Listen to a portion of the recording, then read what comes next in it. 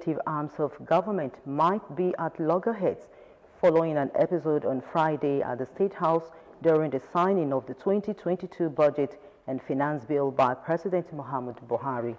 Emerging reports have suggested that the insertion in the 2022 Appropriation Act of 6,576 new schemes worth about 37 billion naira by the National Assembly was causing a rift between the two arms of government.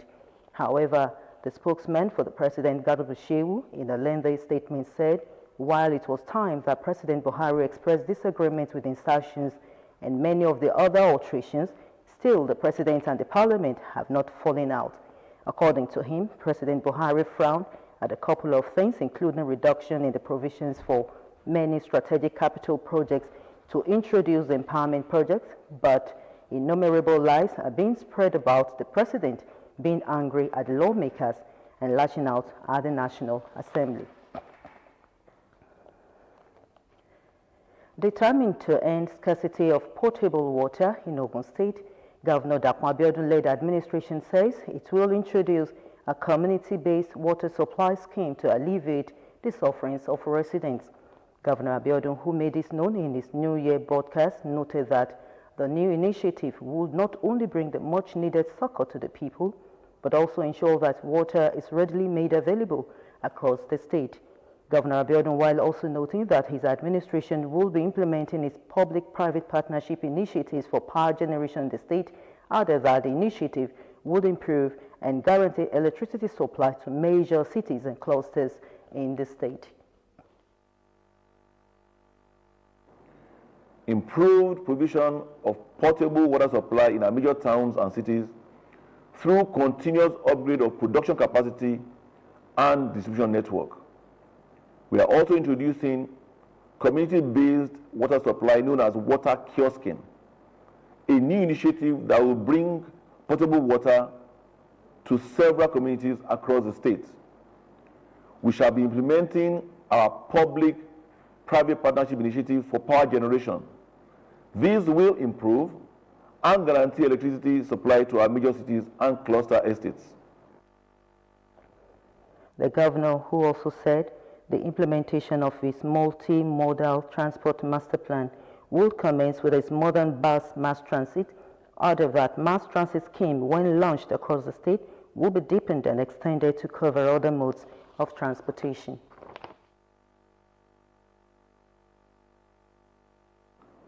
The implementation of our multi-modal transport master plan will commence with our modern bus mass transit launch.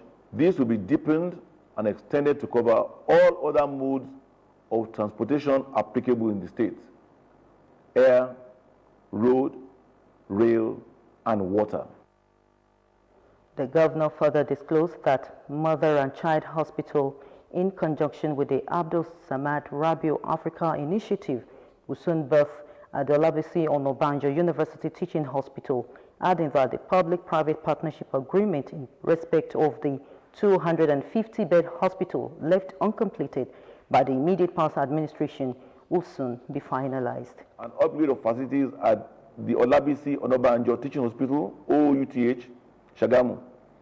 This flagship tertiary health facility will also host our new ultra-modern mother and child hospital through partnership with the private sector, specifically the Abdul Samad Rabiu Africa Initiative. The Economic Recovery and Growth Plan is a medium-term plan for 2021 to 2025 developed by the administration of President Muhammadu Buhari for the purpose of restoring economic growth while leveraging the ingenuity and resilience of the Nigerian people, the nation's most priceless assets. Benga Adekoya in this report takes a look at its effectiveness and the appropriate way of implementation. His report is presented in this package. The Economic Recovery and Growth Plan, ERGP, of the Federal Government of Nigeria is no doubt necessary at this point in time when the country and many other countries the world over entered an economic recession that was caused by many factors in the second quarter of 2020, with COVID-19 outbreak not left out. That there is no way a country will not need a development plan. Because when you are doing a development plan, you are looking into the future. You are looking at these are the things I want to achieve in so number of years to come, and these are the ways I want it to be achieved. So having a development plan is a good thing, and every nation must have it. Development varies from country to country. For instance, what they are battling in America is not what we are battling in Nigeria, for instance, in some African countries, and it depends on what you have achieved over. So having that plan is good. However, the challenge we've been having over time from all our plans, which has been a recurring decimal, has been that there has not been discipline in implementation. The current administration recognizes that the economy is likely to remain on the path of steady and steep decline if nothing is done to change the negative trajectory. It is in this context that the government developed the ERGP to tackle the causes of the recession and ultimately change the national economic trajectory in a fundamental way. What I have not seen in the economic master plan is that I haven't heard anything about reduction of interest rate. Most banks will lend to you at about 30%. So per annum. So if you borrow 100 million from a bank, it means that 30 million is going to go into payment of interest. So what is the volume of profit that you are going to make? Not only that, most of the raw materials that people use for production are import dependent. So, and then our ports in Lagos is a terrible place. Just a few days ago again, we have a 4-year development plan called the National Development Plan, which is predicated on 7 broad clusters to make sure that we have economic recovery. But for me, it's not even so much about the plans. It's about how we are translating our economic imperatives, using the resources that we have or we don't have, and translating it to economic development benefit for the people. For Titilayo Akelawon, a legal luminary and a senior advocate of Nigeria, the federal government should focus on small and medium-scale enterprises as the drivers of any thriving world economy. But where are the SMEs? Everybody is folding down. We're shutting down because there is no power, and power is the mainstay. We've been talking about power forever in this country.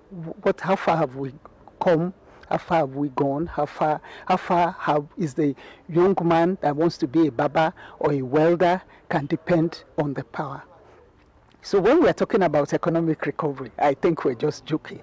We have to really go back to the basics and help from the bottom up. Respondents submit that if the economic recovery plan is well implemented, it becomes a good step to the right direction to reposition the nation's lost glory in all ramifications. New Year resolution is a promise that one makes to oneself to start doing something good, stop doing something bad, or to continue with a good cause in the new year. Tunde Olaniro in this special report takes a look at the New Year resolution and its implications. His report. Recent psychological research suggests that there are many good reasons to begin a new regime on the first day of a new year. And by understanding and capitalizing on those mechanisms, people increase their chances of sticking to their new goals for 2022. For those who don't follow this tradition, the very act of creating a New Year's resolution can seem illogical. Rationally speaking, 1st of January should be no better than any other day to make a life change. So why put the needless pressure on ourselves to upgrade our lives at the beginning of a new calendar? This is the argument of those who don't believe in New Year resolutions, while those who believe in New Year resolution say it is just a way of planning for the year, because failure is inevitable if there is no plan and a vision. For New Year resolution, that's basically doing things differently in a new year. So I believe in it. I believe that as human beings, we must do a review of the previous year. A year in question is 2021. How far did we go? How did it go?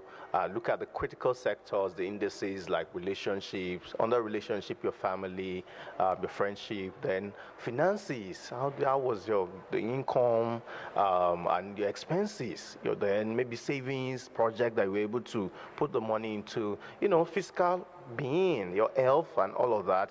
How are you doing? How is your health? And all that's very important things. And I believe in it. I believe in New Year resolutions firmly. There is nothing like New Year resolution. If you are doing good, continue to do good. But if you are not doing well, look at where you are lacking and improve on it. That is my belief as far as New Year is concerned. To correct the past wrongs, to make a decision for the future. New Year resolution, clerics advise that Nigerians should not make resolution without an action plan. But having a relationship with God will make you to have to approach God and for God to show you your purpose in life, and you develop your skill in that direction to have impact. That is what we call relationship with God. You can be in any religion, but that relationship must be there. For my help, for instance, on finances, I need to show up. I need more money. So that means I need to double the hustle. I need to work hard. I need to look at other opportunities and make more money and comfort. So I have mine all spread out, and I know that with dedication, with seriousness, with commitment, they are all achievable.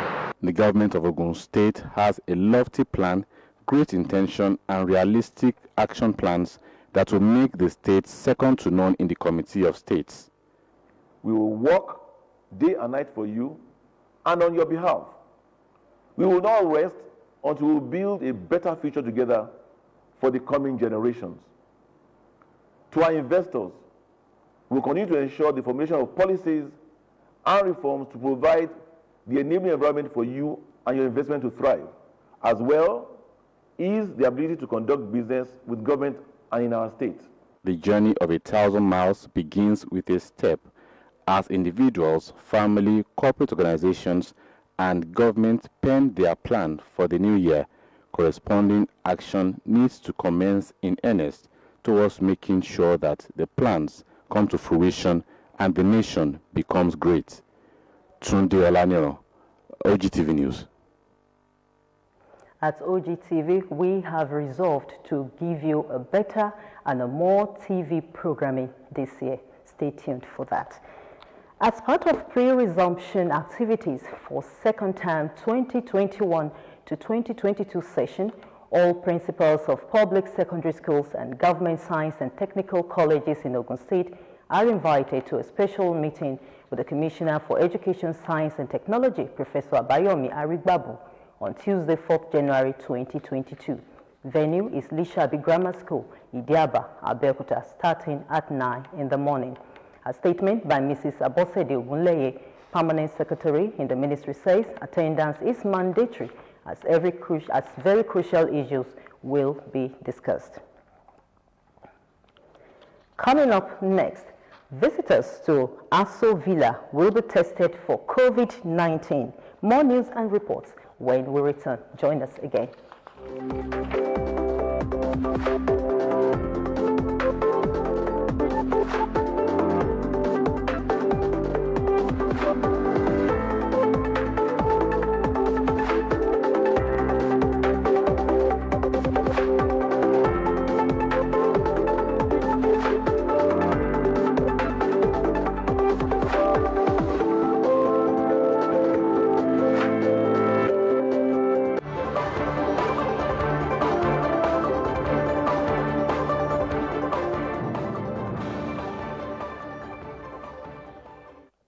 Welcome back. The presidency has announced that visitors to the presidential villa in Abuja will be required to take rapid COVID tests before they will be allowed to gain entrance. The senior special assistant to the president on media and publicity, Garuba Shehu, explained that the new development is not unusual as it is a growing practice in government offices in other countries. Shehu said every visitor, including state governors, are required to take the COVID-19 rapid test before entry into the presidential villa. He explained that the test kits, which are issued for free at the gate, is a temporary measure against the backdrop of the recent spike in the number of cases of COVID-19 virus in the country.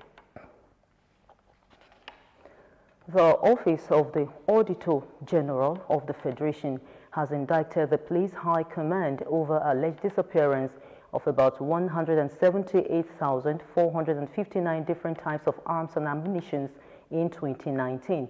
The report addressed to the clerk of the National Assembly claimed that the Police High Command failed to keep records of unserviceable and expired firearms and ammunition. The report blamed the situation on alleged weaknesses in the internal control system at the Internal Police Force. Nigerians have been admonished to call on God in finding solutions to the current challenges facing the nation to activate God's promise to heal the land. Former President of Nigeria and Asiwaju Nigbagbo Ogun State, Chief Olusegun Obasanjo, gave this admonition at his third annual Thanksgiving service to mark the new year, which was organized by Christian Association of Nigeria CAN Ogun State Chapter at the President Olusegun Obasanjo Presidential Marquee at Abeokuta. Matthew Showme completes the report. Joining the former president of Nigeria and Asiwaju Nigbagbo Ogun State, Chief Olusegun Obasanjo, for the third edition of his annual Thanksgiving to usher in the new year are the entire body of Christian Association of Nigeria Ogun State Chapter, traditional rulers in Ogun State, clerics, former governor of Ogun State Otunba Gbenga Daniel, former deputy governor Alhaja Salimot Badru, and other dignitaries. Chief Obasanjo said however good or bad a situation is, prayer is highly required and called on all Nigerians to be ready to play their parts in making the nation great. And definitely to listen to me carefully. And he said, the people want to serve them. Maybe that is why God saved you. Go and serve your people. I cannot thank God enough for that. In a sermon, Archbishop of Lagos Ecclesiastical Province and Diocese of Remo, Most Reverend Olushina Fakpe, identified disobedience to God's instructions as the root cause of problems in Nigeria. I declare by the reason of the word of God, enemies of Nigeria will not prevail again. Other religious leaders present described the Asiwaju Nigbagbo as an exemplary worker in God's vineyard. He has encouraged a lot of ministers to continue to propagate the gospel around the whole of the country, even in Africa. That ecumenical center in Abuja, nobody can contend it. Nobody. He founded that. It was perfected after he left, but it's still there standing. Baba teaches Sunday school in his church. And when you look at the fivefold ministry, teacher happens to be the least. Former governor of Ogun State, who is also the Asiwaju Nigbagbo of Remo and other dignitaries, said it was an opportunity to celebrate the contributions of the former president of Nigeria to Christendom and the nation at large. We just must give thanks to God. Things could be better, but we are still alive. We are kicking. Some people did not survive. COVID took many of our friends away. And to the extent that God has given us life, we just must keep thanking God. You know, after his service as the president of the nation, he also went into a religious education. Special prayers were offered for 2023 elections in Nigeria. Horn of Africa, Matthew Showme, Ogtv News. Sexual assault is a common phenomenon in the 21st century, with increasing prevalence and change in pattern. In this special report, Ronke Adeyemi takes a look at its effects on survivors, legal standings, and government stance on the campaign against sexual violence. Her report. Sexual assault occurs commonly worldwide and is particularly pervasive in the developing world. Generally, sexual assault is defined as unwanted sexual contact The National Center for Victims of Crime states that sexual assault takes many forms, including attacks such as rape, attempted rape, as well as any unwanted sexual contact or threat. Today, there have been many reported cases of violation of women and girls in the country. While the launching of Sex Offenders Register is a commendable government strategy to deal with the issue of rape in the country since 2018, there is still a claim that about 2 million Nigerians are raped every year. This shows that there is a systematic failure in handling this spiraling crime. Physicians across Ogun State explain the effect of sexual assault in individuals varies in emotions, behaviors, and physical responses. The psychological effects that they go through, depression, they have trauma following, like nightmares, depression, anxiety, feeling unwanted, even sometimes suicidal attempts. They want to commit suicide because they feel that it's the end of the world. And also, for many of them, emotional, for some of them, the society may even shame them. The society may blame them for the cause of the abuse, or even they are ostracized by their families. Their families reject them, that they brought shame to them. We tend to call them survivors. We've noticed that there are medical problems that could occur, and those medical problems could be long-term and short-term. So for the long-term problems, we have people having psychological problems, people could have HIV infections, people could have unwanted pregnancy, amongst others. And for the short-term problems, what we have seen is that, of course, they could have things like infections, like sexually transmitted infections, and of course, there's the problem of stigmatization within the community, which is a very big challenge. And for the community, the effect is actually very dire, because on one hand, we've seen that anybody that has been sexually assaulted in the past is at risk of even being an assaulter themselves. Former Commissioner for Justice and the Attorney General, Ogun State, Mr. Akingbalaon Adeniran, explained the various laws, new and old, that deals with sexual assault. In Ogun State, we have 3 statutes that essentially provide for the crimes for people who commit sexual offense. The old one is the Criminal Code law, which is still in force. Then we also have the Child's Rights Law, which also punishes sexual assault of minors. And then the latest one is the Violence Against Persons Prohibition Law, which now redefines rape, because rape is now a much broader concept. The way it was before was very narrow, but there are many things that people previously may have thought would not amount to rape that under the current law would amount to rape. Commissioner, Ministry of Women Affairs and Social Development, Ogun State, Mrs. Fumilayo Efuakpe, reiterated that the state will continue to have zero tolerance on sexual assault. Intolerance, as in we don't tolerate sexual assaults in Ogun State.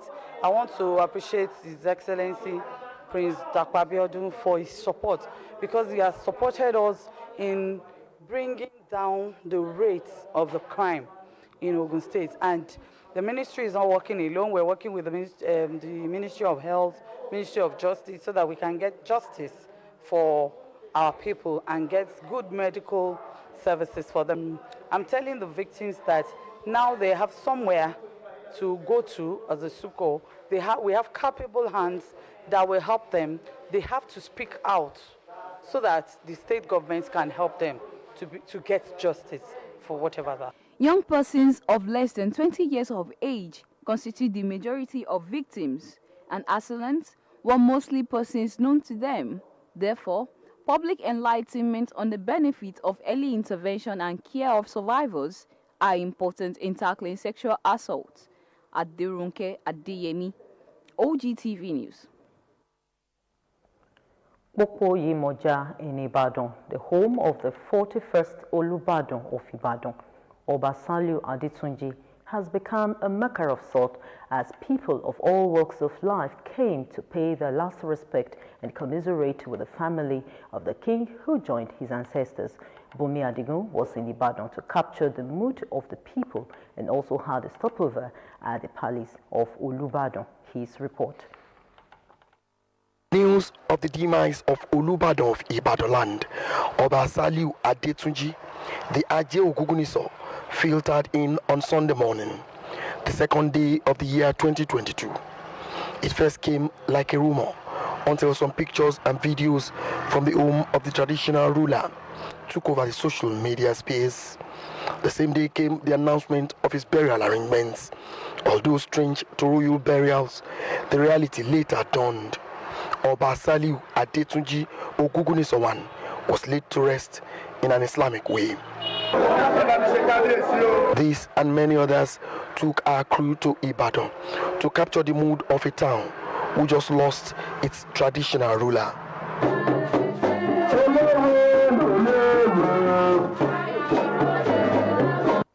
From Omiadio, Akpata, Oduono, Challenge to Dube, the people were seen going about their businesses, but not as usual. It is still business as usual at most of the markets visited in Ibadan.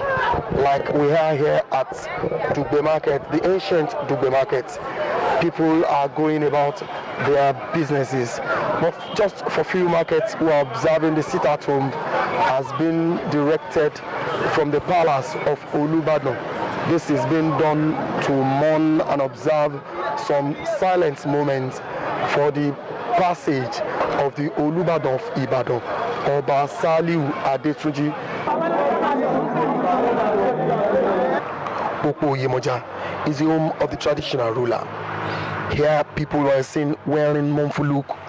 They thronged the palace from all walks of life to commiserate with the palace. Mr. Adeola Oloko is the personal assistant and director of media and publicity to the late Olubadan, and he said the death came after a brief illness. You were all liable to fall sick, and if you fall sick, you apply first aid. If first aid will not do, you see your doctor. So he fell sick for 5 days, and then he had to go to the hospital. So things got complicated. A man whose kingdom traverses is a city comprising 21 towns, 1,791 villages, 11 local government councils out of 33, and 60% of the population of Oyo State. So you can't count the number. Virtually all the big people, from the government functionaries to industry captains to market men and women, farmers, professionals, they've been coming, including clerics. One of the testimonies also came from the chairman of the Nigerian Union of Journalists, Oyo State Council, who described the late Olubadan as a good man. He was a philanthropist, he was a man of many parts, he was a self-made man, he was so rich. The man, remember, he became the Magaji family head in his family compound in 1976. That was the year I was born. So we never knew our path would cross that way. Ekefa Olubadan, Oloye Lekon Alabi, also waited to receive us at his Akobo home. He felt bereaved, and while being asked who the next Olubadan is, he stood by the unique system of the ascension to the throne of Olubadan. Already established. As I said, the colonialists asked our ancestors, who taught you this method? And what is that method? Rotational. You will first of all head your family's compound as Magaji, if you're a male. Depending on God, your star, and the pleasure of the reigning Olubadan, you could be promoted to either of the two lines that lead to the throne of Ibadan. Balogun line, 23 steps. Olubadan line, 22 steps. And your promotion is not by examination, interview, calendar, diary, might, finance, wealth, or fame. It is when vacancy exists. Now there is a vacancy on the Olubadan line because Kabiyesi from Balogun line. The next Olubadan, according to the style and tradition, we come from our own line, Olubadan line. The late Olubadan was generally described as someone whose reign brought unprecedented development to Ibadan. It is believed his place in the history of Ibadan is already cemented. Bumi Adigun, Ogtv News. Meanwhile, Ogun State Governor Prince Dapo Abiodun has expressed his condolence to his Oyo State counterpart, Seyi Makinde, and the entire people of Ibadan over the demise of the Olubadan of Ibadan land, Oba Saliu Adetunji Aje Ogungunisa I, who joined his ancestors on January 2nd. Governor Abiodun, in a statement by his chief press secretary, Kunle Shomorin, described Olubadan's death as a great loss not only to Ibadan land but Yoruba land. He said Oba Adetunji was an embodiment of peace whose reign witnessed great development of his domain. The governor further noted that the late monarch used his wealth and wisdom to bear while on the throne, declaring he will be sorely missed, while urging the people of Ibadan land to take solace in the fact that late monarch's reign was peaceful and progressive. The governor prayed Allah to grant Oba Adetunji Aljana Firdaus. The remains of former presidential candidate of the defunct National Republican Convention NRC, Alhaji Bashir Othman Tofa, have been laid to rest in Kano. Report had it that the Emir of Kano, Aminu Ado Bayero, was among the hundreds of people who attended the funeral prayer at the deceased residence. The fidal was led by Imam Sahid Bashir amidst families and sympathizers. Late Bashir Tofa died in the early hours of Monday at the Aminu Kano Teaching Hospital after a brief illness. Chairing one of the most important organizations that he was heading, which he has done a great job and has taken a lot of responsibilities for this important thing. I hope we will be able to carry along and continue where he stopped. The loss of Bashir Tofa is not to Kano people alone. It covers all Nigeria. 74 before his death, he was an astute businessman, politician, and chairman Kano Elders Forum. He is survived by a wife and 6 children. May his soul rest in peace. Up next is business news with Adebola Oshomoje. Stay tuned.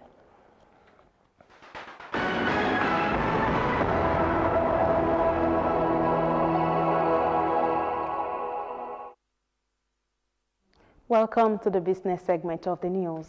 The World Bank has said Nigeria may have one of the highest inflation rates globally in 2022, with increasing prices diminishing the welfare of Nigerian households. According to the World Bank, Nigeria is projected to have one of the highest inflation rates globally and the 7th highest among sub-Saharan African countries in 2022. The bank said this in the November edition of its Nigeria Development Update. According to the Global Financial Institution, high inflation hampers the country's attempt to achieve economic recovery and erodes the purchasing power of most vulnerable households. The federal government at the weekend assured that it will step up its collaboration with the Nigerian Exchange, NGX, with a view to developing the climate financing environment in Nigeria. Minister of State for Environment, Chief Sharon Ikeazo, who performed the digital closing gong ceremony to mark the end of the trading for 2021, said the government would work with the NGX to build a framework that would help issuers navigate climate disclosure and untimely improve the climate data available to the investment and finance community. She said the NGX has played an exemplary role in Nigeria's commitment to mitigating the effect of climate change. A total of $3.53 billion has been paid by the federal government to 5 international oil companies as cash call arrears repayment to the IOCs, leaving an outstanding balance of $1.15 billion. Latest status reports on the pre-2016 cash call arrears repayment to the IOCs as at October 31, 2021, showed that the 5 oil companies were joint venture partners of the country's oil firm. The report, which was obtained from the Nigerian National Petroleum Company Limited, outlined 5 IOCs to include Shell Petroleum Development Company, Mobil Producing Nigeria, and Chevron Nigeria Limited. Others include Total Exploration and Production Nigeria and Nigeria Ajib Oil Company. It was observed that the total negotiated debt and total payment to date of MPN was $833.75 million, while the total negotiated debt and total payment to date of CNL was put at $1.097 billion. The number of workers with pension account under the contributory pension scheme rose by 245,385 in 9 months to 9,461,173. The latest data obtained from the National Pension Commission on total RSA registrations as at 30th September 2021 showed the number of pension contributors stood at 9,215,788 as of December 2020. PENCOM also said in its quarterly report that the cumulative RSA registrations grew from 9,300,058 in first quarter 2021 to 9,383,204 as at the end of second quarter 2021, representing a 0.89% growth, mainly attributed to an increased level of compliance by the public and private sectors, while showing the pension fund administrators' market share by RSA registration. The Commission said the ranking of PFAs by the number of registered contributors as of the end of second quarter 2021 showed that there was an increase in the market share of the bottom 3 PFAs from 1.60% in first quarter to 4.5% in second quarter. It added that the bottom 5 PFAs recorded a slight increase in the number of registered RSAs from 4.2% in first quarter 2021 to 7.1% in second quarter. In what has become a trend, Naira fell to a record low over the counter on the last trading day of 2021, closing at 435 Naira per dollar. This came amid uncertainty about the market outlook as the economy wobbles into a new year. With the closure rate, Naira had sold at a discount over 15% to a dollar at the official Nigerian Autonomous Foreign Exchange (NAFEX) window last year. Trading opened last year at 410 Naira per dollar, but the exchange rate fell to about 415 Naira per dollar as the year rolled by, though it also traded at 415 Naira per dollar after the Christmas holidays, with extremely wide swings indicating high volatility of the market. Last Friday, the Naira started trading on an upswing at 420.67 per dollar, but slid to as low as 445.60 Naira per dollar by midday before it appreciated slightly to close at 435 Naira per dollar. The extremely unprecedented trading session saw the currency vacillating between 400 Naira per dollar and 445.60 Naira per dollar. And that was business